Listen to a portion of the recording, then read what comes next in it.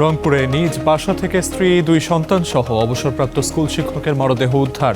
পরিকল্পিত হত্যাকাণ্ডের ধারণা, তদন্তে পুলিশ। শিল্পনগরী সাভার যেন অপরাধীদের আশ্রয়স্থল। বাসা ভাড়ার সময় তথ্য সংগ্রহের বিধান না মানাকে দুষছেন বিশেষজ্ঞরা। স্বজন ও সহকর্মীদের উপস্থিতিতে সাংবাদিক দেবাশিস ও তার পরিবারের 4 সদস্যের সৎকার ও দাফন সম্পন্ন। থামছে না পরিবারের মাতম।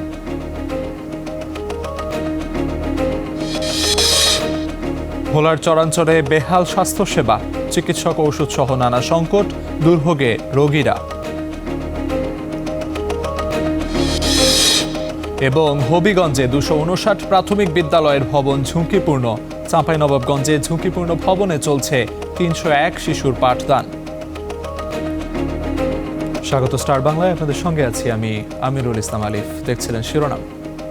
রংপুর নগরীর একটি তালাবদ্ধ বাড়ি থেকে একই পরিবারের 4 সদস্যের মরদেহ উদ্ধার করেছে পুলিশ। অবসরপ্রাপ্ত স্কুল শিক্ষক, তার স্ত্রী ও 2 সন্তানের এমন মর্মান্তিক মৃত্যুতে শোক আর আতঙ্ক ছড়িয়ে পড়েছে পুরো এলাকায়। পুলিশ বলছে, প্রাথমিকভাবে শ্বাসরোধে হত্যার আলামত মিলেছে। 4 জনের মৃত্যুর রহস্য উদ্ঘাটনে কাজ করছে সিআইডি, পিবিআই ও মহানগর গোয়েন্দা পুলিশ। মাহমুদ রাফিনের রিপোর্টে বিস্তারিত। ছিন্ন ভিন্ন ঘরের সব আসবাব, তছনছ একটি পরিবার। একই পরিবারের 4 জনের মর্মান্তিক মৃত্যুতে হতবাক সবাই। রংপুর নগরীর মাছুয়াপাড়া এলাকার নিজ বাড়িতে পরিবার নিয়ে থাকতেন জিলা স্কুলের অবসরপ্রাপ্ত শিক্ষক গণপতি চক্রবর্তী ওরফে জুয়েল। শনিবার রাতে জুয়েল, তার স্ত্রী প্রীতিলতা চক্রবর্তী, মেয়ে আগামী চক্রবর্তী প্রাপ্তি এবং ছোট ছেলে আয়ুষ চক্রবর্তী পিয়মের মরদেহ উদ্ধার করে পুলিশ। মাস্টারের হলো স্ত্রীর হলো বোন এসছে, আসি চিল্লাচিল্লি করে ডাকতেছে, মেয়েটার নাম প্রাপ্তি প্রাপ্তি করে ডাকতেছে। তখন আমরা বাসা থেকে বের হয়েছি যে এটা কি সমস্যা, পরে জানাজানি হলো এইভাবেই আর কি। কান্নার শব্দ, আমি কই কি হলো, কারো কোনো কিছু হইলো নাকি, ওই জন্য আবার আসলাম। আসিয়ে দেখলাম যে এই ঘটনা, যে বাসার হলো লোককে পাওয়া যাচ্ছে না, এই খোঁজাখুঁজি। এই বাড়ি করিয়া বোধ আজকে 4 বছরও হয়নি, 4-5 বছর হলো বাড়ি করা। এই বাড়ি করিয়ে দেখো এই শত্রুটা, এটা মানুষের না করলে কি এটা এমনিতে হয়েছে? গত বৃহস্পতিবার শেষবার তাদের দেখেছিল প্রতিবেশীরা। টেলিফোনে কথা হয়েছিল স্বজনদের সাথে। এরপর থেকে ফোন বন্ধ, বাড়ির দরজা তালাবদ্ধ থাকায় শনিবার সন্ধ্যার পর পুলিশে খবর দেয় স্বজনরা। পরে বাড়ির তালা ভেঙে ভেতরে প্রবেশ করে পুলিশ। একে একে উদ্ধার করা হয় 4 সদস্যের মরদেহ। প্রত্যক্ষদর্শী ও পুলিশ জানায়, 2 তলার ছাদে পাওয়া যায় গণপতি চক্রবর্তীর মরদেহ। সিঁড়িতে ছিল তার স্ত্রী ও মেয়ে, আর ছেলে আয়ুষের মরদেহ পাওয়া যায় একটি কক্ষের বিছানার নিচে। 4 জনেরই ফোন বন্ধ থাকার কারণে আমার হাজব্যান্ড আবার যখন দেখলো যে সবারই ফোন বন্ধ, তখন এক লোককে পাঠিয়ে দিচ্ছে যে আপনি গিয়ে দেখেন, তারপরে আমরা যাচ্ছি। এই লোক এসে দেখে, ততক্ষণে লোকজন সব ভর্তি হয়ে গেছে, মিডিয়া টিডিয়া সব আসছে, গেট ভাঙা চলতেছে। ভিতর থেকে সব আটকানো, অনেক জোরে জোরে ধাক্কা দিচ্ছে, খোলে না। তারপর শেষে একবার খুব জোরে ধাক্কা দিচ্ছি, তা সরে গেল। সরে যাওয়ার পর টর্চ ফোকাস করে দেখি যে একদম ডয়ার যা ছিল সব জিনিসপত্র ছড়ানো ছিটানো। ওদেরকে আমি যতদিন থেকে চিনি, ওরা মানে ওদের ফ্যামিলি হচ্ছে এমন একটা ফ্যামিলি, অনেক সহজ সরল লাইফ লিড করে, আর কারোর সাথে কোনো ঝামেলা ছিল না। বাড়ির বিদ্যুৎ সংযোগ ছিল বিচ্ছিন্ন, আসবাবপত্র ভাঙা, স্বর্ণালংকার লুট করা হয়েছে প্রাথমিক অনুমান প্রত্যক্ষদর্শীদের।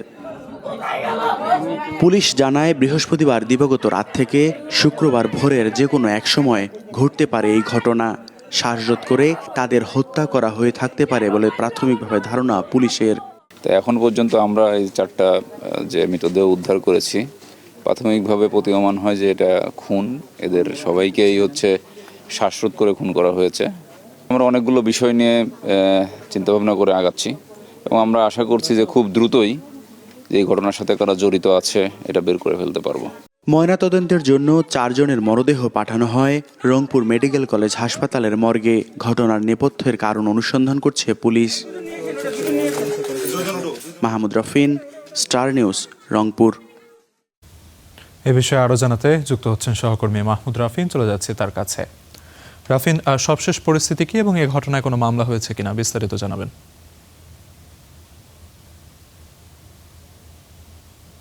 আলিফ, আজ সকালে আমরা যেমনটি দেখতে পাচ্ছি বাড়ির সামনে কিন্তু তার নিকট স্বজন এবং প্রতিবেশীরা ভিড় করছেন। একই সাথে পুলিশ সদস্যরাও এই বাড়ির যে প্লেস অব অকারেন্স পিও সেটি নিরাপত্তা বিধানে নিশ্চিত করছেন।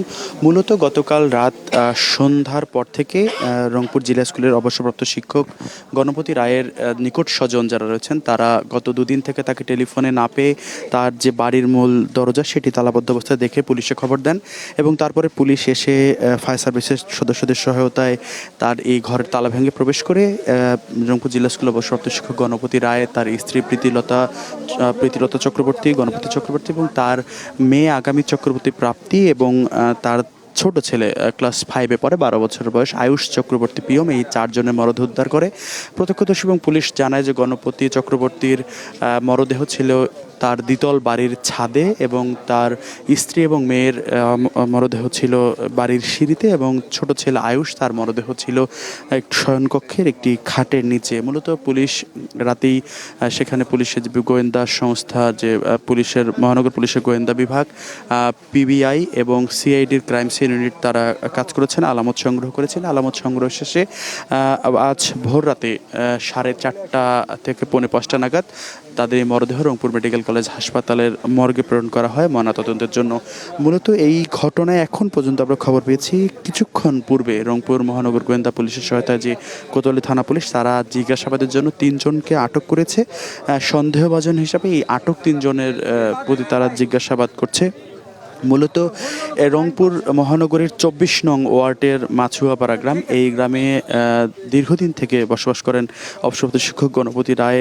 তিনি এখানে নিজ বাড়িতে পরিবার নিয়ে বসবাস করছেন, যদিও তার বাড়ি রংপুরের মিঠাপুকুর উপজেলার মির্জাপুর গ্রামে। তার নিকট স্বজন গতকাল রাতে গণমাধ্যমের সাথে কথা বলেন। তারা যে বিষয়টা জানিয়েছেন যে নিহত গণপতি চক্রবর্তী তিনি খুবই সহজ সরল জীবনযাপন করতেন এবং রংপুর জিলা স্কুলের শিক্ষকতা শেষ করছেন সম্প্রতি। গেল ডিসেম্বরে তিনি অবসর গ্রহণ করেছিলেন এবং অবসরকালীন সময়ে কিন্তু এই বাড়িতেই ছিলেন। তবে তার পরিবার যেটি বলছে যে ভারী সহজ সরল জীবনযাপন করতেন, তাতে শত্রুতা থাকে, এই বিষয়টি কিন্তু অনেকটাই তারা চিন্তা করতে পারছেন না। তবে একটি প্রশ্ন সবার মনে, ঘনবসতিপূর্ণ একটি জায়গায় তার বাড়ি হওয়া সত্ত্বেও তা পুলিশ ধারণা করছে গত বৃহস্পতিবার দিবাগত রাত অর্থাৎ শুক্রবার ভোররাতের দিকে তাকে হত্যা করা হয়েছে। এই ঘটনায় কেউ আসলে বুঝতেও পারেনি যে হত্যা করা হয়েছে, তার বাড়িতে আলো বিচ্ছিন্ন ছিল, সে নানাবিধ প্রশ্ন দেখা দিয়েছে। তবে পুলিশ বলছে তারা প্রাথমিক অনুসন্ধান শেষে এই ঘটনায় দ্রুত যারা দোষী তাদের আটক করে এই হত্যাকাণ্ডের রহস্য উন্মোচন করবে। আলিফ, রাফিন, আপনাকে অসংখ্য ধন্যবাদ। দর্শক, সহকর্মী মাহমুদ রাফিন জানাচ্ছিলেন রংপুর থেকে সবশেষ খবরাখবর। রাজবাড়িতে হত্যাকাণ্ডের শিকার চা দোকানির মরদেহ ময়নাতদন্তের জন্য নেওয়া হয়েছে মর্গে। এ নিয়ে জানাতে রাজবাড়ী সদর হাসপাতাল থেকে যুক্ত হচ্ছেন সহকর্মী শামীম রেজা, যাচ্ছি তার কাছে। শামীম, এই হত্যাকাণ্ডের বিষয়ে পুলিশ কি বলছে এবং মরদেহ শনাক্ত করার পর আসলে কোনো মামলা হয়েছে কিনা বিস্তারিত জানাবেন।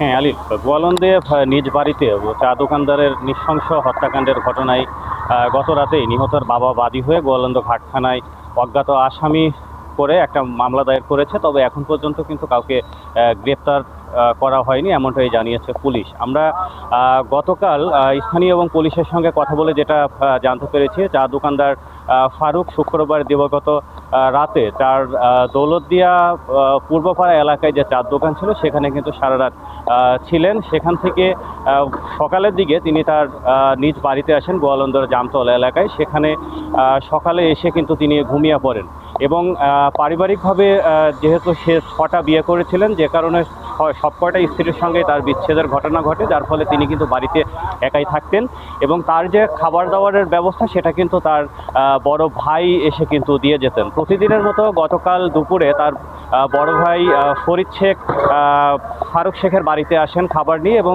এসে তিনি দেখতে পান যে ঘরের মধ্যে নৃশংসভাবে তার ভাইকে হত্যা করা হয়েছে, অর্থাৎ গলা কেটে এবং কুপিয়ে হাত বিচ্ছিন্ন করা হয়েছে। এরপরেই কিন্তু সে পুলিশে খবর দেয় এবং পুলিশ তাৎক্ষণিকভাবে ঘটনাস্থলে উপস্থিত হয়ে মরদেহ উদ্ধার করেন। সেই সাথে সিআইডির ক্রাইম সিন তারাও কিন্তু ঘটনাস্থলে এসে পরিদর্শন করেন। তবে কেন এই হত্যাকাণ্ড সেই বিষয়ে কিন্তু পুলিশ এখন পর্যন্ত আমাদেরকে কিন্তু ক্লিয়ার করেননি। আর মরদেহ কিন্তু রাজবাড়ী মর্গে রয়েছে। ময়না তদন্তের শেষে কিন্তু মরদেহ পরিবারের কাছে হস্তান্তর করা হবে। কিছুক্ষণ আগে গোয়ালন্দ ঘাট থানার ওসির সঙ্গে কথা বলেছিলাম, তিনি বলেছেন যে আসামিদের গ্রেপ্তারের ব্যাপারে অভিযান অব্যাহত রয়েছে। আলিফ। আমি দর্শক, সহকর্মী শামীম রেজা জানাচ্ছিলেন রাজবাড়ী থেকে সেখানকার সবশেষ খবরাখবর। লালমনিরহাটে হত্যাকাণ্ডের শিকার হয়েছেন এক শিক্ষক। ময়নাতদন্তের পর মরদেহ নেওয়া হয়েছে বাড়িতে। এ নিয়ে জানাতে যুক্ত হচ্ছেন সহকর্মী সাব্বির আহমেদ। চলে যাচ্ছি তার কাছে। সাব্বির, মরদেহ পরিবারের কাছে হস্তান্তরের পর আসলে দাফন সম্পন্ন হয়েছে কিনা, কিংবা না হলে দাফন কখন হবে, পুলিশ আইন শৃঙ্খলা বাহিনী কি বলছে?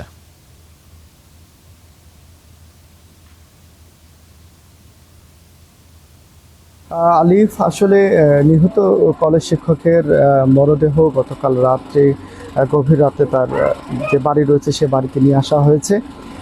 এরপরে পরিবার এবং তার বন্ধু যে রয়েছে তারা জানিয়েছেন যে আজকে সকাল 10টা থেকে 11টার মধ্যে তার মরদেহ দাফনের চূড়ান্ত পদক্ষেপ নেওয়া হয়েছে।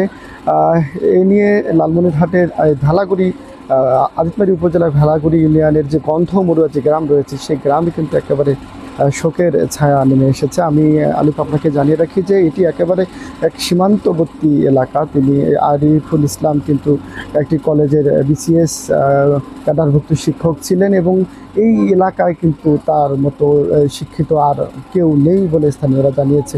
আসলে তিনি এলাকায় মাদক এবং অনলাইন জুয়ার বিরুদ্ধে তিনি ব্যাপক সোচ্চার ছিলেন।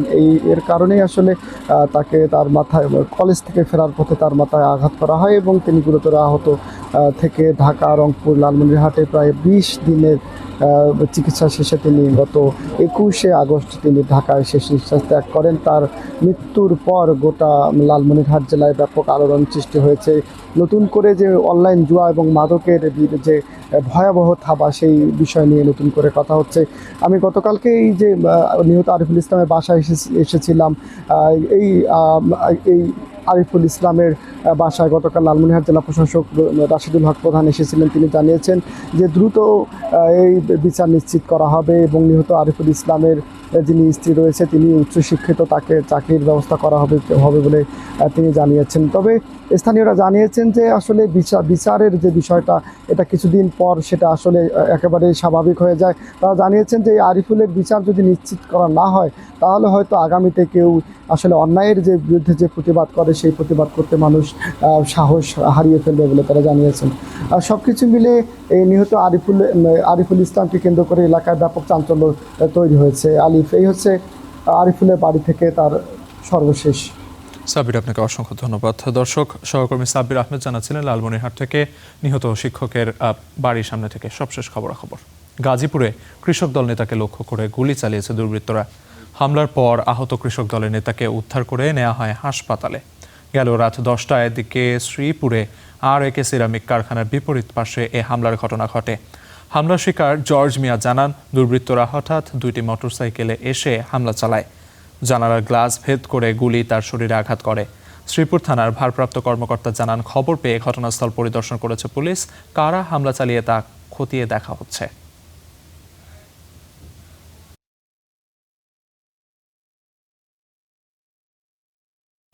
এ নিয়ে আরও জানাতে গাজীপুর থেকে যুক্ত হচ্ছেন সহকর্মী হোসাইন আলী বাবু। যাচ্ছি তার কাছে। বাবু, এই ঘটনায় এখন পর্যন্ত কাউকে গ্রেফতার করা হয়েছে কিনা এবং এলাকা যেহেতু বিভিন্ন কলকারখানা রয়েছে সেখানে আসলে শ্রমিকদের মাঝে কোনো উৎকণ্ঠা বিরাজ করছে কিনা?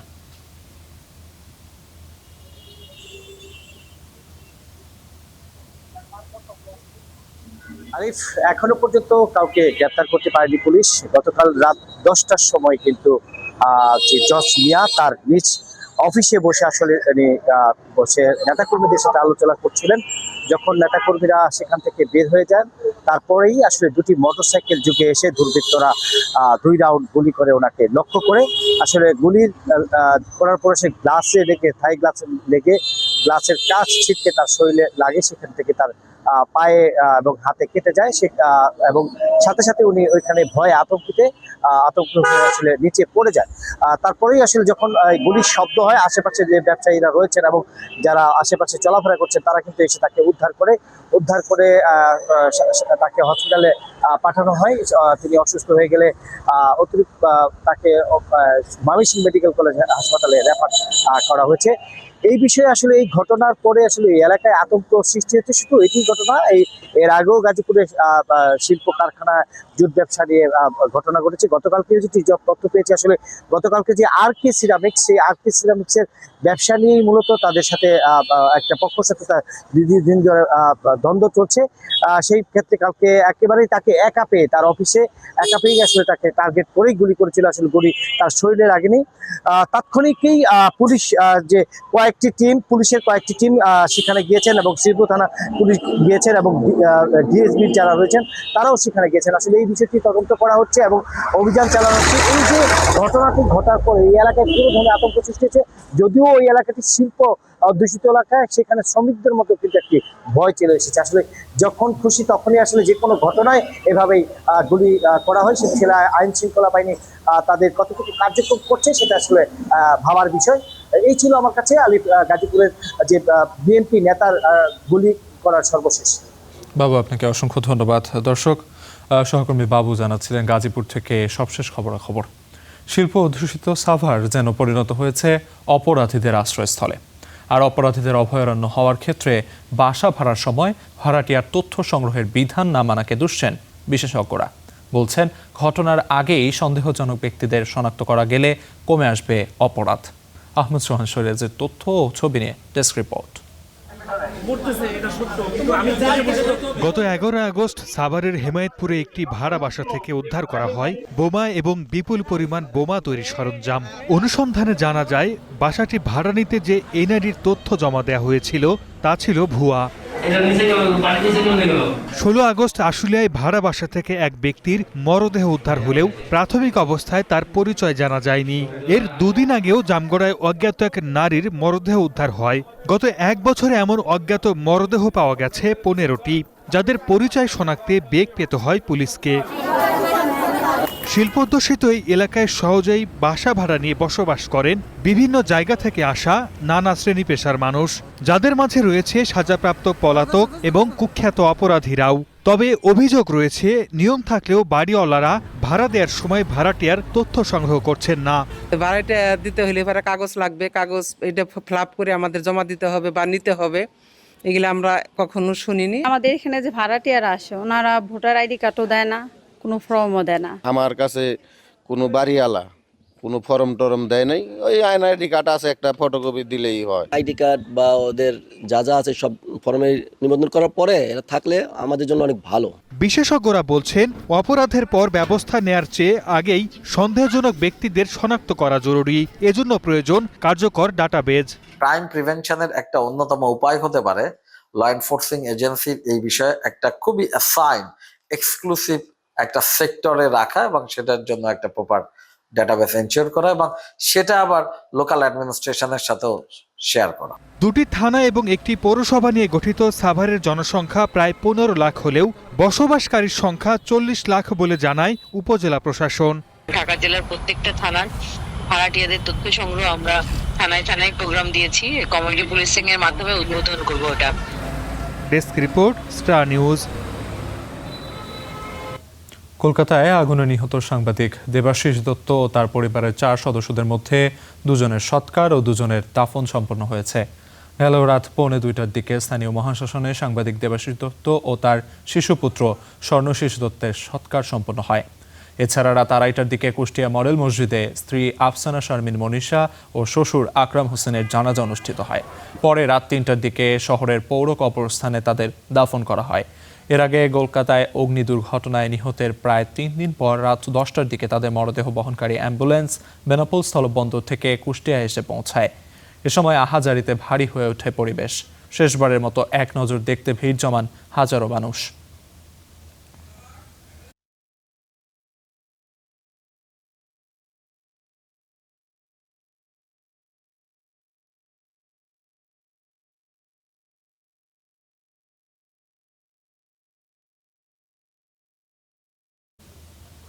গোপালগঞ্জে ফ্যানের সুইচ দিতে গিয়ে বিদ্যুৎস্পৃষ্ট হয়ে এক গৃহবধূর মৃত্যু হয়েছে।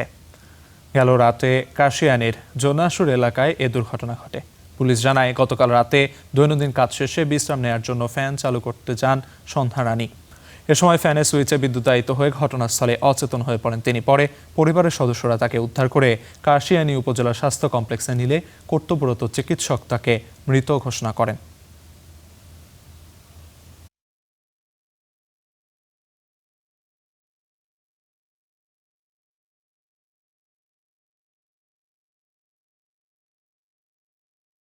দীর্ঘ সময় পার হলেও এখনও স্বাভাবিক হয়নি গ্যাস সরবরাহ। এতে বিপাকে পড়েছে শিল্প ও পরিবহন খাতের গ্রাহকরা। গ্যাস সংকটের বিষয়ে আরও জানাতে চট্টগ্রাম থেকে যুক্ত হচ্ছেন সহকর্মী রুকন উদ্দিন। যাচ্ছি তার কাছে।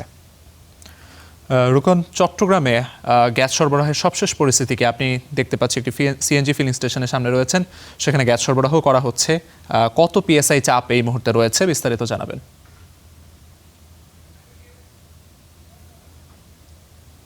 আলিফ, বেশ কিছুদিন ধরে অর্থাৎ 1 মাসেরও বেশি সময় ধরে চট্টগ্রামে যে গ্যাসের সংকট সেটি কিন্তু তীব্র থেকে তীব্রতর হয়েছে, সেটি আমরা দেখেছি।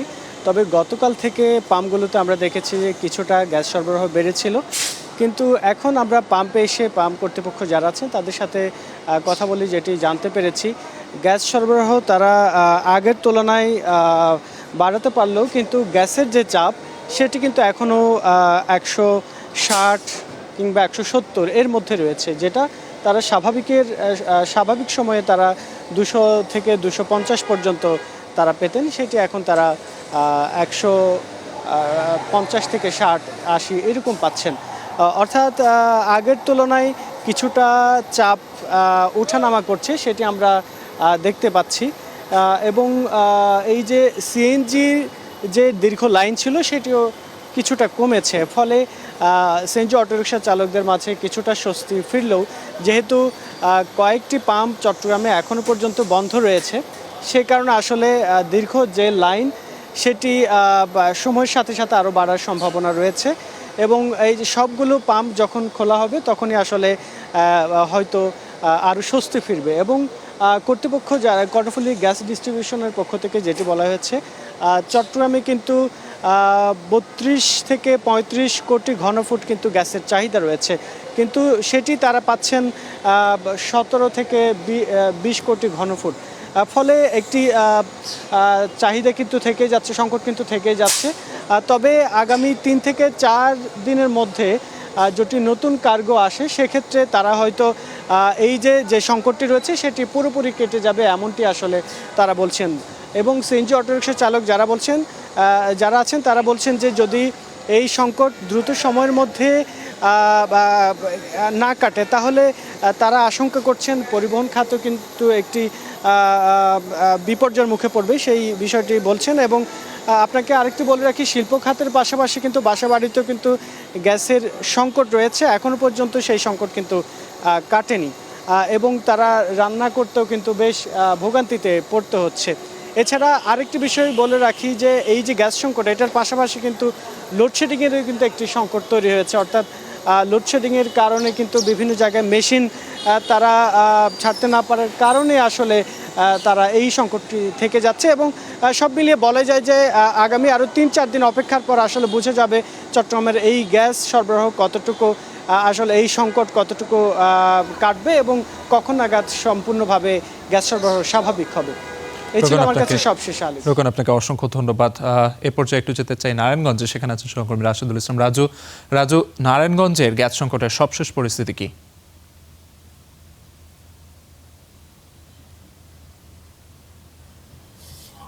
আলিফ, ধন্যবাদ আপনাকে। গত 1 মাস ধরে গ্যাস সংকটের ফলে নারায়ণগঞ্জে যেসব বিভিন্ন ফিলিং স্টেশনগুলিতে রয়েছে গ্যাসের মারাত্মক চাপ কম রয়েছে, এর ফলে যারা যানবাহন চালক রয়েছেন তারা এক ধরনের দুর্ভোগের মধ্যে পড়েছেন।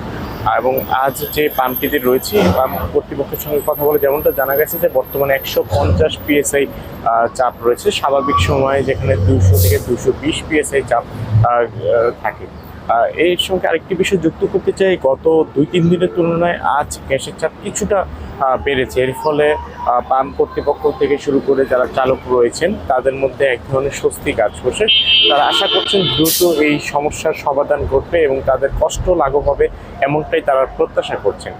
এর সঙ্গে আমরা একাধিক সিএনজি চালকের সঙ্গে কথা বলেছি। তারা আমাদের যেমনটা জানিয়েছেন যে গত 1 মাস ধরে আসলে গ্যাস নিতে গিয়ে তাদের এক মারাত্মক দুর্ভোগের মধ্যে পড়তে হচ্ছে। বিভিন্ন ফিলিং স্টেশনে ঘুরে ঘন্টার পর ঘন্টা অপেক্ষা করে তারা কাঙ্ক্ষিত গ্যাস পাচ্ছেন না। এর ফলে তারা ঠিক মতন ট্রিপ দিতে না পারার কারণে তাদের আসলে পরিবার নিয়ে চলাটা কষ্টকর হয়ে দাঁড়িয়েছে। একই সঙ্গে নারায়ণগঞ্জ যেহেতু শিল্প অধ্যুষিত এলাকা, গতকাল নারায়ণগঞ্জ বিটিএমইর পক্ষ থেকে একটি জরুরি সংবাদ সম্মেলনের আয়োজন করে, যেখানে বলা হয় গ্যাস সংকটের ফলে গত 1 মাসে সারা দেশে প্রায় 300 কারখানা বন্ধ ছিল। এটি যদি আসলে নিয়মিত অব্যাহত থাকে তাহলে আরও কলকারখানা বন্ধ হয়ে যাওয়ার সংখ্যা তৈরি হয়েছে। একই সঙ্গে যেসব কলকারখানাগুলো চালু রয়েছে তাদের উৎপাদন প্রায় 50 থেকে 60% কমে গেছে। এর ফলে যারা শ্রমিকরা এইসব কারখানাগুলোতে কাজ করেন তাদের আসলে বেতন দেওয়াটাও তাদের জন্য অনেকটা চ্যালেঞ্জিং বিষয় হয়ে দাঁড়িয়েছে। তারা দ্রুত এই সমস্যার সমাধান চান। একই সঙ্গে তারা সরকারকে 6টি দাবি তারা করেছেন। এর মধ্যে অন্যতম যে দাবিটি হচ্ছে বাংলাদেশে বর্তমানে যে গ্যাসের সংকট রয়েছে আসলে বর্তমান পরিস্থিতি যেন প্রতি সপ্তাহে তাদেরকে আপডেট জানানো হয়, তারা ওই অনুযায়ী তারা ব্যবস্থা নেবেন। একই অবস্থা আমরা বিভিন্ন বাসাবাড়িতেও লক্ষ্য করেছি যে এখনো বাসাবাড়িতে পর্যাপ্ত গ্যাস না থাকার কারণে এক ধরনের দুর্ভোগের মধ্যে পড়তে হচ্ছে। আলিফ, এই ছিল আমার কাছে নারায়ণগঞ্জ থেকে সবশেষ তথ্য। রাজু, আপনাকে অসংখ্য ধন্যবাদ। দর্শক সহকর্মীরা জানাচ্ছিলেন দেশের নানা প্রান্ত থেকে গ্যাস সংকটের সবশেষ খবরাখবর। চিকিৎসক, ওষুধ সংকট ও যোগাযোগের অভাবে চিকিৎসা সেবা থেকে বঞ্চিত ভোলার চর এলাকার মানুষ। সবচেয়ে বেশি ভোগান্তিতে পড়ছেন গর্ভবতী নারী, শিশু ও বয়স্করা। এর মধ্যে 20 শয্যার সৌদি হাসপাতালটি বন্ধ 2 যুগেরও বেশি সময় ধরে। এভাবে চিকিৎসা পেতে হাসপাতালে যেতে হয় ভোলার চর বৈরাগীর মানুষের। প্রায় 2 যুগেরও বেশি সময় আগে জেগে ওঠা এই মদনপুর ইউনিয়নের চরে বাস কয়েক হাজার মানুষের। কিন্তু জনসংখ্যা বাড়লেও বাড়েনি প্রয়োজনীয় স্বাস্থ্যসেবা। নেই পর্যাপ্ত চিকিৎসা কেন্দ্র, নিয়মিত চিকিৎসক কিংবা ওষুধ। সরকারি নিয়ম অনুযায়ী 6000 মানুষের জন্য একটি কমিউনিটি ক্লিনিক থাকার কথা থাকলেও ভোলার অধিকাংশ চরেই তা অনুপস্থিত। চিকিৎসা সেবা বঞ্চিত রোগীরা। আমাদের এই চরে বেশিরভাগ গর্ভবতী মহিলারই কষ্ট পাইতেছে, কোনো সেবাই পায় না। ট্রলার দিয়ে ওই পারে যাই তারপরে হাসপাতালে ভর্তি হয়ে চিকিৎসা চালাই।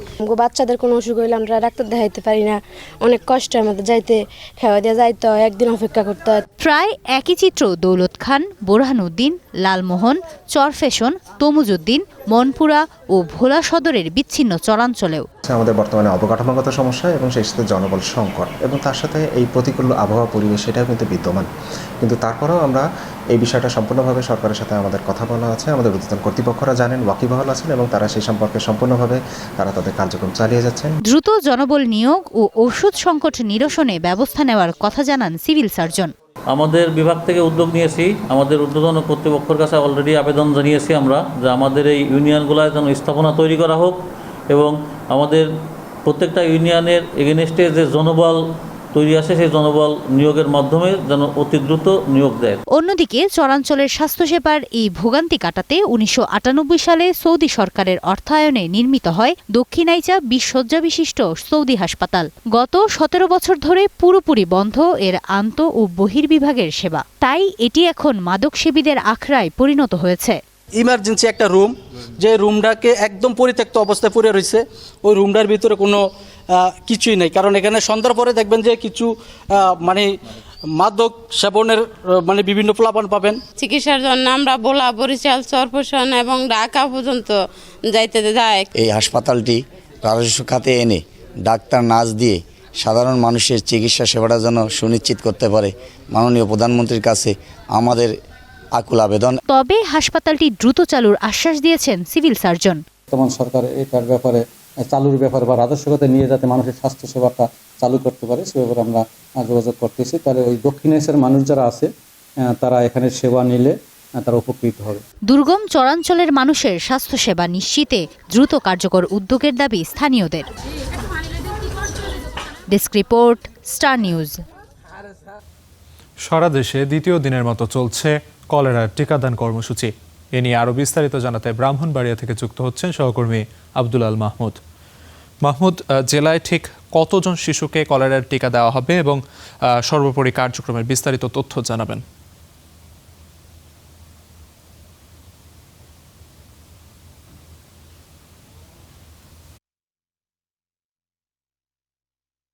এই স্থানটিতে ব্রাহ্মণবাড়িয়ার দুটি উপজেলায় যে আনুষ্ঠানিকভাবে কলেরা টিকাদান কার্যক্রমের উদ্বোধন করা হয়েছিল এবং এখানকার স্থানীয় সংসদ সদস্য সহকারে জেলা সিভিল সার্জন এবং চট্টগ্রাম বিভাগীয় সংসদ সদস্য সহকারে জেলার সিভিল সার্জন এবং চট্টগ্রাম বিভাগীয় যিনি স্বাস্থ্য পরিচালক রয়েছেন ওনারা একযোগে এই কার্যক্রমের উদ্বোধন করেছিলেন।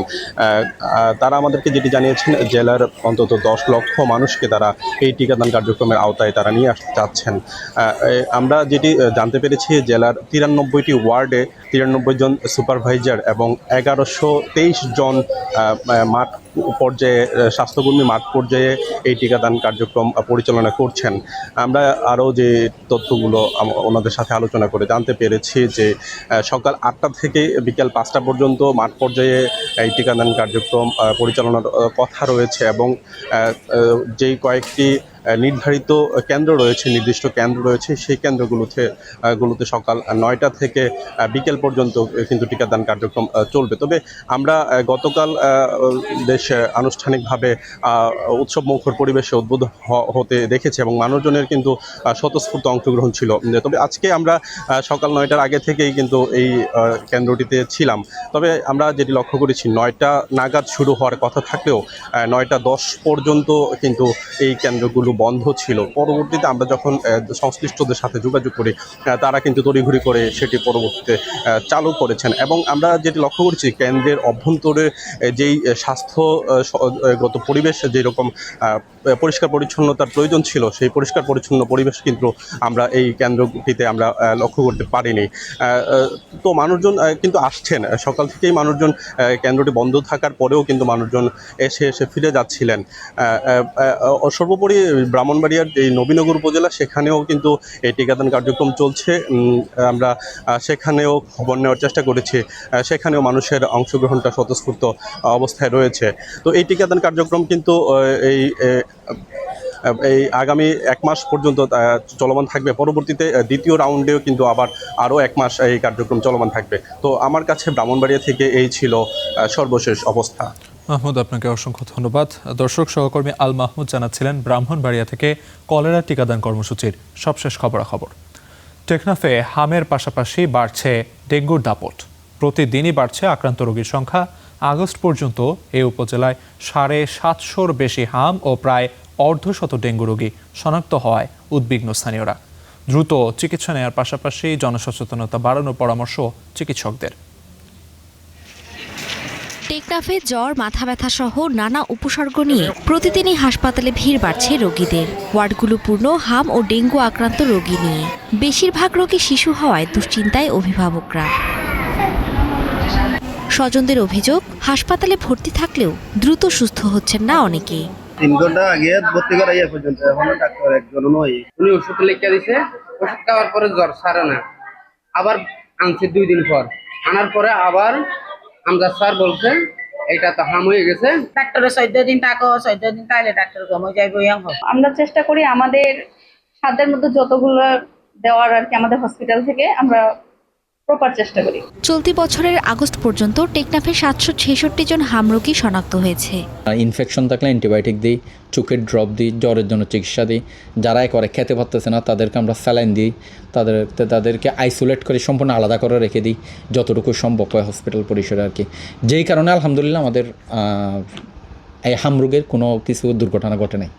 আমি বলবো হসপিটালের কোথায় কি হচ্ছে, অপরিষ্কার কেন থাকবে, সেগুলি নিয়ে এই ডাক্তারদের সাথে আমি বলবো ওখানে মিটিং দেব। হামের টিকা নেয়ার পাশাপাশি ডেঙ্গু নিয়ন্ত্রণে বাড়ির আশপাশ পরিষ্কার রাখা, মশার প্রজননস্থল ধ্বংস করা এবং অসুস্থ হলে দ্রুত হাসপাতালে নেওয়ার পরামর্শ চিকিৎসকদের। Desk report, Star News. হবিগঞ্জে ঝুঁকিপূর্ণ ভবনেই চলছে কোমলমতি শিশুদের পাঠদান। জেলার 259টি প্রাথমিক বিদ্যালয়ের ভবন ঝুঁকিপূর্ণ, এর মধ্যে 20টি অতি ঝুঁকিপূর্ণ। বিকল্প ব্যবস্থা না থাকায় আতঙ্ক নিয়েই ক্লাস করছে প্রায় ৩৫,০০০ শিক্ষার্থী। একই অবস্থা চাঁপাইনবাবগঞ্জেও ৩ দশকের পুরনো জরাজীর্ণ ভবনে চলছে ৩০১ শিক্ষার্থীর পাঠদান। দুর্ঘটনার আশঙ্কায় শিক্ষার্থী ও অভিভাবকরা। জরাজীর্ণ ঝুঁকিপূর্ণ ভবন, কোথাও ছাদ থেকে খসে পড়েছে পলেস্তারা, কোথাও দেয়ালে ফাটল। আতঙ্ক নিয়ে বাইরে বসেই চলে পড়াশোনা। হবিগঞ্জে ১,০৫২টি সরকারি প্রাথমিক বিদ্যালয়ের মধ্যে ২৫৯টি ভবনই ঝুঁকিপূর্ণ, এর মধ্যে ২০টি অতি ঝুঁকিপূর্ণ। এসব বিদ্যালয়ে পড়াশোনা করছে প্রায় ৩৫,০০০ শিক্ষার্থী। গত ২৭ জুলাই জেলার গৌরাঙ্গের চক বাবুল সরকারি প্রাথমিক বিদ্যালয়ে ক্লাস চলাকালীন সময়ে ধসে পড়ে ছাদের পলেস্তারা। শিক্ষার্থীরা বাইরে থাকায় অল্পের জন্য রক্ষা পায় বড় দুর্ঘটনা থেকে। আমরা স্কুলে আইনা আমরা ভয় হয়ে আরো 2 দিন আগে আমরা স্কুল বাইরে করছি, আমরা স্কুল আইতে পারি না। এটা এগুলো বিম যে আছে সেগুলো ফেটে যায়, যদি কোনোদিন পড়ে যায় তাহলে আমাদের উপরে একটি দুর্ঘটনা চেপে পড়বে।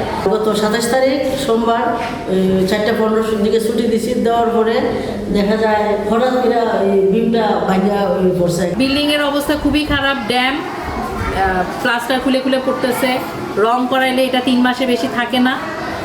আর উপরে যে আমার 3 তলার যে বিল্ডিং এর ক্লাসরুম সেটার ভীমে ফাটল দিছে। ভবন সংস্কার ও নতুন ভবন নির্মাণের চাহিদাপত্র কর্তৃপক্ষকে জানানো হয়েছে বলে দাবি করে জেলা প্রাথমিক শিক্ষা অফিস। শ্রেণীকক্ষ সংকট আছে এবং যাদের কোনো বিকল্প ব্যবস্থা নাই তাদের আমরা নির্দেশ দিয়েছি তারা যেন বিকল্প ব্যবস্থা করে স্থানীয় কমিউনিটির সাথে যোগাযোগ করে বিকল্প ব্যবস্থা করে সেখানে তারা পাঠদানের ব্যবস্থা করে নেয়। PDP 5 নামক একটা কর্মসূচি চালু হবে, তো আশা করতেছি সেই কর্মসূচির মাধ্যমে আমাদের সকল ঝুঁকিপূর্ণ বিদ্যালয়ে নতুন ভবন নির্মাণ করা সম্ভব হবে।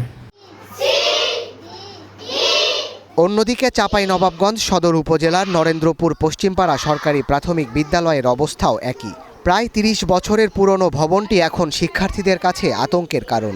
এই ঝুঁকিপূর্ণ ভবনেই চলছে ৩০১ শিশুর পাঠদান। রং ভেঙে পড়ে, আবার খোয়া ভেঙে পড়ে, বৃষ্টির সময় ভয় লাগে ছাদ ভেঙে পড়ে যাবে, সে কারণে মাথায় বেগ দিয়ে থাকি। ছাদ থেকে পলেস্তারা খসে পড়ার ঘটনায় এরই মধ্যে আহত হয়েছে কয়েকজন শিক্ষার্থী। শিক্ষকরা জানান তাদের সীমাবদ্ধতার কথা। কর্তৃপক্ষ দেয় পরিস্থিতি পরিবর্তনের আশ্বাস। প্রস্তাবনা সরকারের কাছে অর্থাৎ আমাদের ঊর্ধ্বতন কর্তৃপক্ষের কাছে উপজেলা শিক্ষা অফিসার মহোদয় এবং শিক্ষা কমিটির মাধ্যমে পাঠিয়েছে। মধ্যম মেয়াদী একটি বরাদ্দ আমরা মহাপরিচালক মহোদয়ের কাছে চেয়েছি এবং আশা করা যায় যে এই মাসেই আমরা এই বরাদ্দটি পেয়ে যাব। 1996-97 অর্থ বছরে নির্মিত ভবনটি সংস্কার হয়নি দীর্ঘদিন। 5 শিক্ষক পড়াচ্ছেন 301 শিক্ষার্থীকে। Desk report, Star news. Gas সংকটে 1.5 বছরেরও বেশি সময় ধরে বন্ধ রয়েছে ব্রাহ্মণবাড়িয়ার আশুগঞ্জ সার কারখানা। এতে ব্যাহত হয়েছে প্রায় 2,500 কোটি টাকার ইউরিয়া সার উৎপাদন। আপাতত আমদানি করা সার দিয়ে চাহিদা মেটানো হলেও আন্তর্জাতিক বাজারে মূল্য বৃদ্ধি ও বৈশ্বিক অস্থিরতার কারণে ভবিষ্যতে সরবরাহে অনিশ্চয়তার আশঙ্কা করছেন সংশ্লিষ্টরা। মেঘনা পাড়ের 4 দশকেরও বেশি সময় আগে প্রতিষ্ঠিত আশুগঞ্জ সার কারখানায় বাণিজ্যিকভাবে ইউরিয়া উৎপাদন শুরু হয় 1983 সালে। প্রথম দিকে দিনে প্রায় 1600 টন সার উৎপাদন হলেও ধীরে ধীরে হ্রাস পায় এর উৎপাদন ক্ষমতা। বর্তমানে 1150 টন পর্যন্ত ইউরিয়া উৎপাদন করছে কারখানাটি। তবে গ্যাস সংকটে গত বছরের 1 মার্চ থেকে সার উৎপাদন বন্ধ ঘোষণা করে কারখানা কর্তৃপক্ষ। ফলে বিদেশ থেকে আমদানি করা সার দিয়ে মেটানো হচ্ছে ডিলার ও কৃষকের চাহিদা। গত কয়েক বছর ধরেই সংকটের কারণ দেখিয়ে বছরের অর্ধেক সময় গ্যাস সরবরাহ বন্ধ রাখা হয়। এতে দীর্ঘ সময় ধরে উৎপাদন বন্ধ থাকায় নষ্ট হচ্ছে মূল্যবান যন্ত্রাংশ।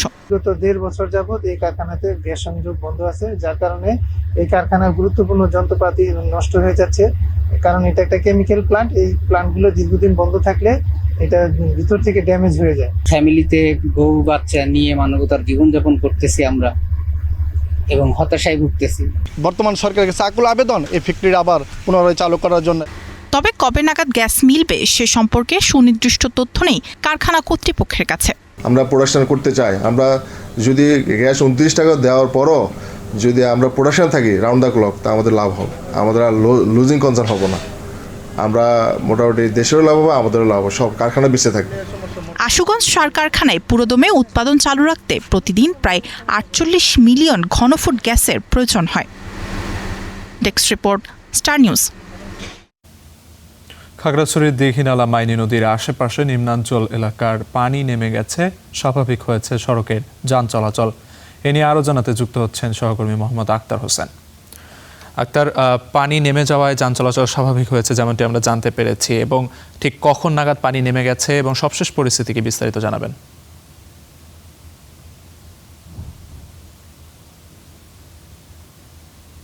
আলিফ, ঠিক গত শনিবার মধ্যরাতে যে ভারী বর্ষণ অর্থাৎ 103 মিলিলিটার বৃষ্টিপাতের ফলে কিন্তু দীঘিনালা উপজেলার যে সকল নিম্নাঞ্চল এলাকা রয়েছে সেগুলো প্লাবিত হয়েছিল এবং সাজেক সড়কের খাগড়াছড়ি এবং লংগদু সড়কের যে মেরুং এবং কবাখালী দুটি অংশেই পানিতে তলিয়ে যায়, যাওয়ার ফলে বেশ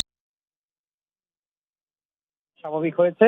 এবং আজ অর্থাৎ সকাল 7টার দিকে লংগদুর এবং দীঘিনালা সড়কে যে বড় মেরুং এলাকা যেখানে পানি ছিল সে পানিও নেমে গিয়েছে। অর্থাৎ পুরো দীঘিনালার সাথে যে 3টি উপজেলা রয়েছে বাগাইছড়ি, লংগদুর এবং দীঘিনালার যে 3টি উপজেলার যে সংযোগ সড়ক রয়েছে সেগুলো যান চলাচল স্বাভাবিক রয়েছে। তবে আমি আপনাকে একটি বিষয় বলি যেটি হচ্ছে কালকে যান চলাচল স্বাভাবিক রয়েছে। তবে আমি আপনাকে একটি বিষয় বলি যেটি হচ্ছে কালকে ঠিক সন্ধ্যা নাগাদ একটি মর্মান্তিক ঘটনা ঘটেছে খাগড়াছড়িতে। বেশ বজ্রপাতে মহালছড়ি উপজেলায় স্বামী এবং স্ত্রী দুজনেই কিন্তু নিহত হয়েছে। পাশাপাশি খাগড়াছড়ি সদর উপজেলার বাইবনছড়াতেও কিন্তু বজ্রপাতে একজন নারী নিহত হয়েছে। সব মিলিয়ে যে আকস্মিক একটি বৃষ্টিপাত গত শনিবারের, সেই আকস্মিক বৃষ্টিপাতের ফলেই কিন্তু খাগড়াছড়ির জনজীবন একটু বেশ ভোগান্তিতে পড়েছে। মাইনী এবং চেঙ্গি যে দুটি নদী ছিল সেই নদীর নিম্নাঞ্চল যেগুলো ছিল সেগুলো প্লাবিত হয়েছিল এবং সেগুলো পানি নেমে গিয়েছে। অর্থাৎ আজ থেকে এখান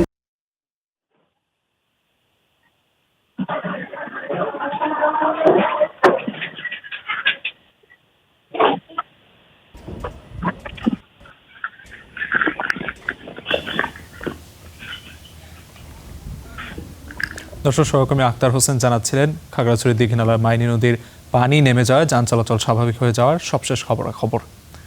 একটি সেতুর অভাবে বছরের পর বছর দুর্ভোগ পোহাচ্ছেন উত্তরের 4 জেলার মানুষ। করতোয়া নদী পার হতে প্রতিদিন ভরসা সেই পুরনো দুটি নৌকা, সঙ্গে টোল, বালুর পথ আর বর্ষায় বাড়তি ঝুঁকি। অথচ জয়গঞ্জ ঘাটে সেতু হলে শুধু নদী পারাপাড়ির দুর্ভোগই কমবে না, ঠাকুরগাঁও থেকে নীলফামারী ও রংপুরের সড়ক দূরত্বও কমবে। খুলবে যোগাযোগ ও অর্থনীতির নতুন সম্ভাবনা। উপকৃত হবেন প্রায় 10 লাখ মানুষ। মাহমুদ রাফিনের রিপোর্টে বিস্তারিত। করতোয়া নদীর জয়গঞ্জ ঘাট, একপাশে দিনাজপুরের খানসামা, অপর প্রান্তে নীলফামারী সদর উপজেলা। দিনাজপুরের পাশাপাশি ঠাকুরগাঁও ও পঞ্চগড়ের দেবীগঞ্জের একাংশের মানুষ এই ঘাট ব্যবহার করেন। নীলফামারী সহ রংপুরে যাতায়াত করেন তারা। তবে ঘাট পারাপারে ভরসা দুটি নৌকা, দিতে হয় টোল, এরপর বালুময় পথ পাড়ি দিয়ে পৌঁছাতে হয় সড়কে। আমার বাবার বাড়ি যাওয়া আসা মানে বাচ্চা কাচ্চা নিয়ে অনেক অসুবিধা হয়ে যায়। স্বামীর বাড়ি যাওয়ার সময় আবার অনেক লেট হয়ে যায়, এই কারণে ব্রিজটা হওয়া অনেক ভালো। এখানে এই সেতুটা যদি হয়ে যায় 4 জেলার সাথে সেতু বন্ধন তৈরি হয়ে যাবে। একটি সাইকেল পাড়াতে 50 টাকা লাগে, একটি মোটরসাইকেল পাড়াতে 50 টাকা লাগে। তো সেখানে তাদের কৃষি পণ্য নিয়ে গেলে আরও বেশি খরচ হয়। সেই ক্ষেত্রে এটা আরও তাদের একটি ব্যাপক অর্থনৈতিক ক্ষতির সম্মুখীন হতে হয়। এরই মধ্যে নীলফামারীর কিশোরগঞ্জ থেকে জয়গঞ্জ ঘাট হয়ে দিনাজপুরের খানসামার ঝাড়বাড়ি পর্যন্ত প্রায় 30 কিলোমিটার সড়ক প্রশস্ত করা হয়েছে। এখন শুধু জয়গঞ্জ ঘাটে একটি সেতু নির্মাণ হলে বদলে যেতে পারে পুরো যোগাযোগ ব্যবস্থা। আমার বাপ দাদা চাষাগা শুনতেছি ব্রিজের কথা, আমরা শুনতেছি বাচ্চা কাচ্চা শুনতেছি ব্রিজ কবে হবে। এটি আসলে লাখো প্রাণের দাবি, আর সময় কেবল নয়, এখন এই ব্রিজটি হওয়া অত্যন্ত জরুরি। 2 পাশেই রাস্তা হয়ে গেছে, হাইওয়ে রাস্তা হয়ে গেছে, খালি একটু সেতুর অপেক্ষায় আছি আমরা। সেতু নির্মাণের দাবিতে স্থানীয়দের আন্দোলন দীর্ঘদিনের, বাস্তবায়নের পথে কিছুটা অগ্রগতি হয়েছে বলে দাবি সড়ক বিভাগের। সড়ক ও জনপথ অধিদপ্তর থেকে হাইড্রোমরফোলজি স্টাডি সম্পন্ন করা হয়েছে এবং পরবর্তীতে ফিজিবিলিটি স্টাডি সম্পন্ন করার জন্য উদ্যোগ গ্রহণ করা হয়েছে। সেটি সম্পন্ন হলে পূর্ণাঙ্গ ডিজাইন পাওয়া যাবে। সেক্ষেত্রে পরবর্তীতে ডিপিপি প্রণয়ন করা হবে এবং প্রকল্প প্রণয়নের কাজ উদ্যোগ নেওয়া হবে। সেতুটি নির্মাণ হলে শুধু মানুষের যাতায়াতই সহজ হবে না, কমবে পরিবহন ব্যয় ও সময়, বাড়বে কৃষিপণ্য পরিবহনের সুযোগ, গতি আসবে স্থানীয় ব্যবসা বাণিজ্যেও। মাহমুদ রাফিন, স্টার নিউজ। কুয়াকাটায় আলোচিত সৈকত রক্ষা প্রকল্প নিয়ে নতুন করে উদ্বেগ দেখা দিয়েছে। শত শত কোটি টাকা ব্যয়ে নির্মিত শহর রক্ষা বাঁধ ও সিসি ব্লক স্থাপনের কাজ পুরোপুরি শেষ হওয়ার আগেই বিভিন্ন স্থানে ব্লক সরে গিয়ে গর্তের মতো হওয়া, ফাটল সৃষ্টি এবং বড় বড় ফাঁকা তৈরি হয়েছে। ক্ষুব্ধ এলাকাবাসী নির্মাণ মান, পরিকল্পনা ও স্থায়িত্ব নিয়ে প্রশ্ন তুলেছেন। দেশের অন্যতম পর্যটন কেন্দ্র কুয়াকাটার সমুদ্র সৈকত। সাগরের ঢেউ থেকে বাঁধকে রক্ষা করতে বসানো হয়েছিল একের পর এক সিসি ব্লক, কিন্তু সেই ব্লকই এখন একে একে ডেবে যাচ্ছে। কোথাও সরে গেছে, কোথাও বা তৈরি হয়েছে বড় ফাঁকা। এর মধ্য দিয়ে বেরিয়ে এসেছে বাঁধের মূল অংশ। চলতি বর্ষা মৌসুমে সাগরের উত্তাল ঢেউয়ের আঘাতে কুয়াকাটার বেড়িবাঁধের সুরক্ষা ব্যবস্থা মারাত্মক হুমকির মুখে পড়েছে। পানি উন্নয়ন বোর্ডের স্থাপিত ৩ কিলোমিটার প্রতিরক্ষা বেড়িবাঁধের বেশ কিছু অংশের সিসি ব্লক নিচে নেমে গেছে। বাঁধের সুরক্ষা ব্যবস্থা এভাবে ক্ষতিগ্রস্ত হওয়ায় আতঙ্কে রয়েছেন স্থানীয় বাসিন্দা, পর্যটক ও বিনিয়োগকারীরা।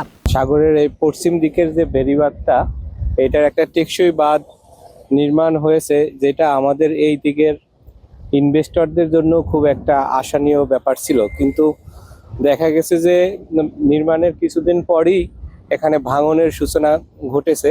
এখন যে পরিস্থিতি, এতে মনে করেন যে বেড়িবাঁধ টিকবে এরকম কোনো নিশ্চয়তা নাই। সরকারের যারা ঊর্ধ্বতম কর্মকর্তা আছেন তাদেরকে আহ্বান জানাই যত দ্রুত সম্ভব টিকসই যাতে উন্নত মানের একটি এখানে বাঁধটার যেন রিপেয়ারিং করা হয় বা নির্মাণ করা হয়। তবে ক্ষতিগ্রস্ত বাঁধ নিয়ে পরিকল্পনার কথা জানিয়েছেন পানি উন্নয়ন বোর্ডের এই কর্মকর্তা। জরুরি ভিত্তিতে এখন জিও2 দিয়া আমরা সাময়িকভাবে একটা প্রতিরক্ষার ব্যবস্থা গ্রহণ করতেছি। কুয়াকাটার এই বাঁধটি নির্মাণ করা হয়েছে বাংলাদেশ পানি উন্নয়ন বোর্ডের CIP 1 প্রকল্পের আওতায়। ব্যয় হয়েছে $400 million. Desk report, Star news. এই ছিল স্টার বাংলায়। এতক্ষণ সাথে থাকার জন্য ধন্যবাদ।